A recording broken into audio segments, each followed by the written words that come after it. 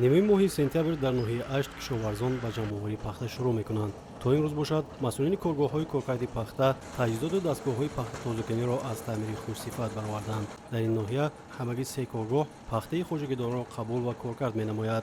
جمعیت دارای مساحت محدود رخشانه در این ناحیه کارگاهی نسبتاً کلانتر بوده هر سال از 6000 تا 6500 تن پخته خواجگی‌های دهقانی را مورد کارکرد قرار می‌دهد. ماموریت کارخانه مذکور سالی جاری نقشه دارد که تا 7000 تن پخته را کارکرد نماید. هر سال در مسیر فعالیت زوادی مذکور تا 120 نفر ساکنان محلی با جای کاری موقتی و معاش خوب تامین می‌گردند.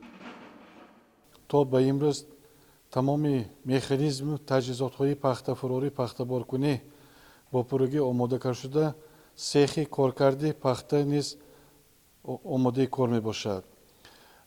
امروز از طرف کارمندان استانداردیزاسی ولایتی آمده تجهیزات‌های لابراتوری، ترازوها و دیگر آلات‌ها را سنجیده خلاصه برداری نمودند و قید نمودند که تجهیزات‌های завод با پروژه به کار آماده میباشد. برای هوسمند کردن به کارگاه ماموریت کارگاه با خواجگی‌های جماعت‌های افتخار، اوریون، اش و پونک مبلغ گذاری کرده با آنها سریع وقت داروهای مینرالی و سوزشواری دسترس بودند.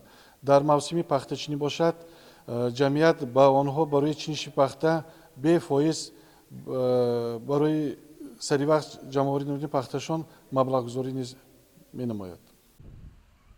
جمعیت داروی مسئولیتش محدود پیوند و دوستان از سال 2015 این جانب فعالیت داشته در کارگاه مذکور خط تکنولوژی استحصال آمریکا مورد استفاده قرار داده شده است. مسئولین تا ماه اوگوست کارگاه را به قبول پخته و کارکرد با صفت آن آماده نمودند. بنا به اطلاع راهبری کارخانه سال گذشته 1200 تن اشیاء خام وارد گشته امسال برای قبول تا 2000 تن پخته آمادگی دیده ایستادند. در دوره فعالیت در این کارگاه تا 40 نفر به کار فرا گرفته شده در یک بست 35 و در یک شبانه روز تا 70 تن پخته کارکرد کرده می شود. در موسم این ساله راهبران کارگاه‌های کارکردی پخته ناحیه 8 عزم دارند که سری وقت و با صفت حاصل رویانده مرد دهقان را مورد کارکرد قرار داده برای زمینه گذاری به حاصل سال آینده همکاری را با خواجگیداران خوبتر و بهتر به راه مانند.